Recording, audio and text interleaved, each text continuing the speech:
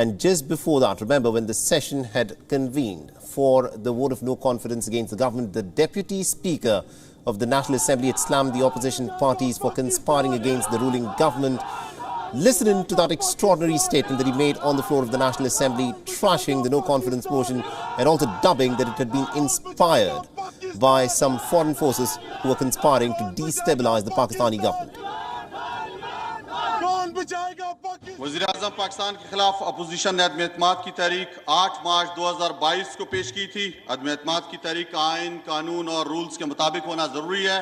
किसी गैर मुल्की ताकत को यह हक नहीं कि वो साजिश के तहत पाकिस्तान के अवाम की मुंतखब हुकूमत को गिराए। वज़ीर कानून ने जो नुकात उठाए हैं वो दुरुस्त है, वैलिड है, लिहाजा मैं रूलिंग देता हूँ कि अदम एतमाद की करारदाद आइन और कौमी मुख्तारी व आज़ादी से मुनाफी है और रूल्स और ज़ाब्ते के खिलाफ है। ये करारदाद में मुस्तरद डिसअलाउ करने की रूलिंग देता हूँ। ईवान की कार्रवाई रोक की जाती है। फरमान में इस्लामी जमहूरिया पाकिस्तान के दस्तूर के आर्टिकल 54 की शिक 3 के तहत तजवीज़ करदा इख्तियारात को बरवेकार लाते हुए कौमी असम्बली का जुमा 25 मार्च 2022 को तलब करदा इजलास इसके काम के इख्तिताम पर बाज़रिया हाज़िर बर्खास्त करता हूँ। All right, so that was the moment when the Deputy Speaker on the floor of the National Assembly dubbed the entire motion against the incumbent government, the motion of no confidence, as unconstitutional because it was a part of a conspiracy hatched in a foreign nation to destabilize the political situation in Pakistan. But to decode what has happened, what is clear is that Imran Khan has managed to escape from this vote of no confidence despite the fact that he did not have the numbers. But he will not stay on in power because he's now advised the president to dissolve the assemblies and there will be fresh elections. And to give us more perspective in terms of how all of this will play out and also perhaps how legal any of all this is, we're joined in by Mr. Imtiaz Gul, who's a senior journalist who's joining us live from Islamabad.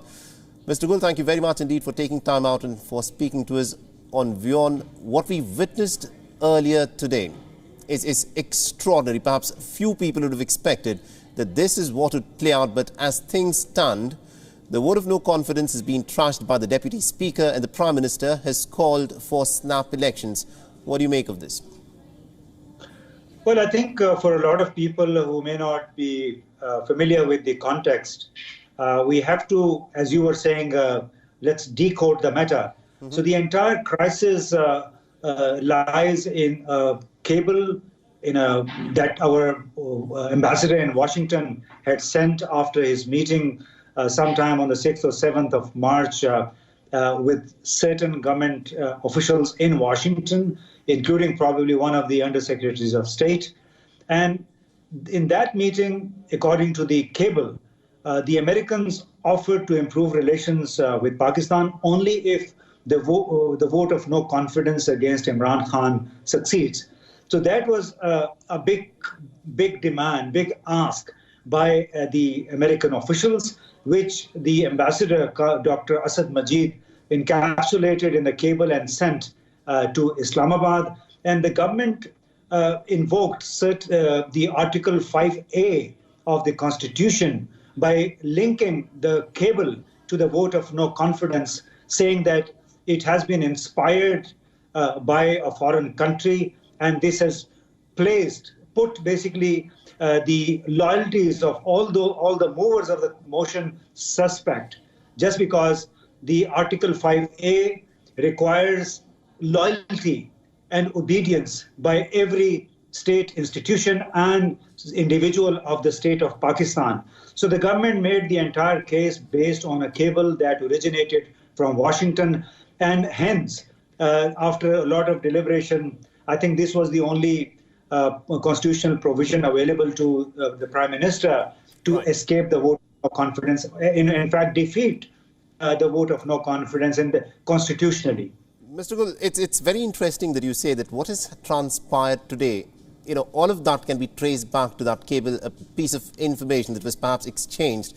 The question that I want to ask you is, what does this do? I mean, does it not now create a precedent, again, in Pakistan, where any time, any future government, perhaps comes in danger of being, of losing its majority on the floor of the House, then this is something that can be invoked and said that the vote of no confidence has been inspired by a foreign power and therefore cannot be admitted on the floor of the National Assembly.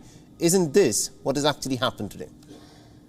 No, I'm sure that had this something similar happened in New Delhi, you would be arguing in a different way. I mean, this is not a piece has actually happened in Islamabad. No, so I want you to talk to me about what has happened today and the manner in which Pakistani Prime Minister Imran Khan has managed to evade the vote of no confidence, because he is the one who is actually facing the vote of no confidence, and many would say through some legal chicanery he's managed to not go through the vote of no confidence. No, do you want me to speak, or do you want to carry on your own monologue? Okay, Mr. Gul, I do want you to speak, but I just want to give our viewers some breaking news where we're being told that the Pakistani President, Arif Alvi, has dissolved the National Assembly, so we will be heading into snap elections sometime pretty soon in Pakistan. Mr. Gul, my question to you is very straightforward. People in Pakistan will be watching you. What has happened today, a lot of people will be asking within Pakistan about the legality of what has transpired.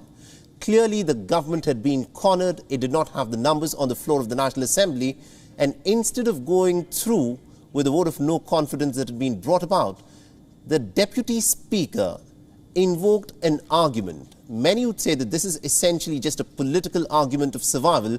And with that, he's trashed a special constitutional session in Pakistan. And he's dubbed that session in Pakistan in its National Assembly as unconstitutional. How do you even justify this? Well, I think the government had all the more reason to justify it, because the piece of paper that you are calling the cable that came from Washington was endorsed by the National Security Committee 3 days ago, in which not only the Prime Minister, his cabinet, but also the heads of armed forces participated. And they basically agreed that this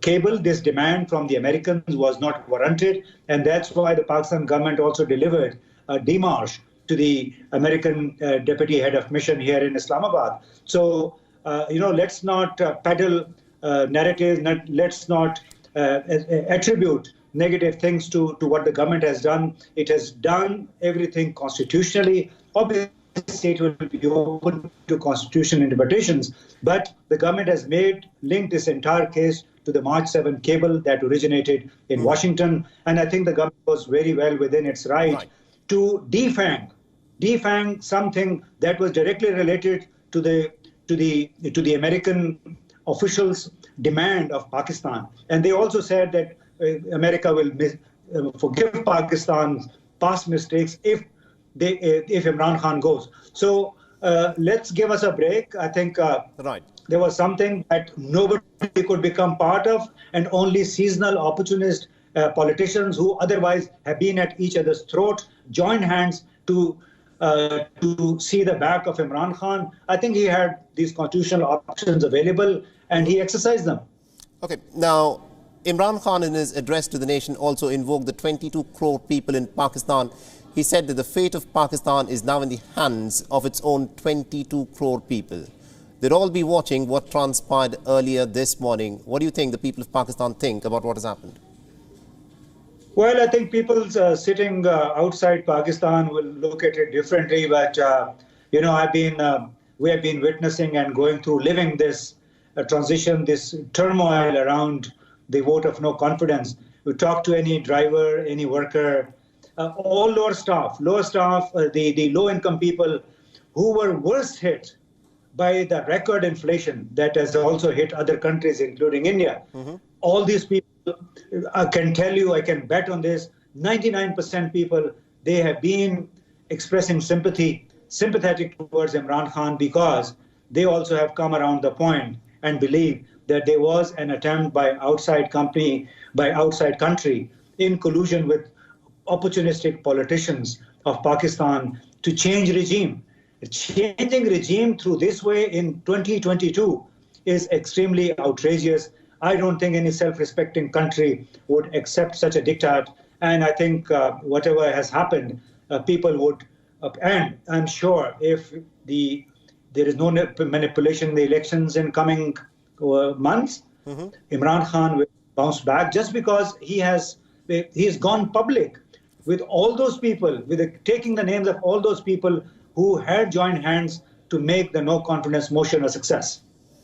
All right, my last question to you, Mr. Gul, is with considering what has happened today, that has happened in the Pakistani Assembly, does this not push Pakistan into greater political chaos? Because this solves nothing. The political situation still continues to remain the same. And it's difficult to predict what would happen from here on. Will the Supreme Court entertain a plea against the ruling that has taken place inside the National Assembly, the ruling by the Deputy Speaker? Is that the route that people, the opposition parties, is that what they're going to do? In case the elections happen, will the opposition completely boycott the elections? What do you think will happen? Well, first we have to deal with the legal fallout, the constitutional fallout of what happened today. I think the opposition most probably will go to the Supreme Court with its complaint against the Speaker of the National Assembly. But I think the Supreme Court shall have to basically keep in mind what the case that the government has made, the case to which the armed forces have also been privy and witness. So the Supreme Court cannot act in isolation of and listen to only what the opposition is saying. It shall also have to take into consideration the March 7 cable, which is now part of the official documentation. And this was the foundation, the basis for the démarche delivered to the Americans, to the American deputy head of mission. So I think this has pushed Pakistan into a big political crisis, I would say, rather than constitutional crisis, because the government has invoked constitutional provisions to defang the vote of no confidence motion. And my last question, I said the previous one would be the last one, but one more question that I would want to ask you is, how soon can the election process in Pakistan can even take place? June 30th is when the budget is to be presented. Can the elections be held before this time frame, if at all the opposition parties are willing to play ball here? I think it will be very difficult to hold elections like in 2 months before the budget is presented, because I think all stakeholders most probably would be interested in the government putting together the budget, because obviously you can't do much about the budget, whether the next government or this government. So most probably all the stakeholders will provide the government with an opportunity to present the budget and then go for the elections thereafter. So 2, 3, 4 months down the lane, most probably will be into the election mode. All right, Mr. Gul, thank you very much indeed for joining us here on WION and giving us your insights in terms of what is unfolded, something that perhaps no one expected. Imran Khan clearly on the back foot, because he simply did not seem to have the numbers to face the vote of no confidence. But then the Deputy Speaker turned things around with a logic that will be questioned and debated for years to come. And instead of a resolution for the political crisis, there appears to be a bigger crisis that the people in Pakistan will have to deal with. Fresh elections are on the cards. How soon will they be held? Will the opposition play ball? Will this case go to the Supreme Court? All of these questions that are still up there. WION is now available in your country. Download the app now and get all the news on the move.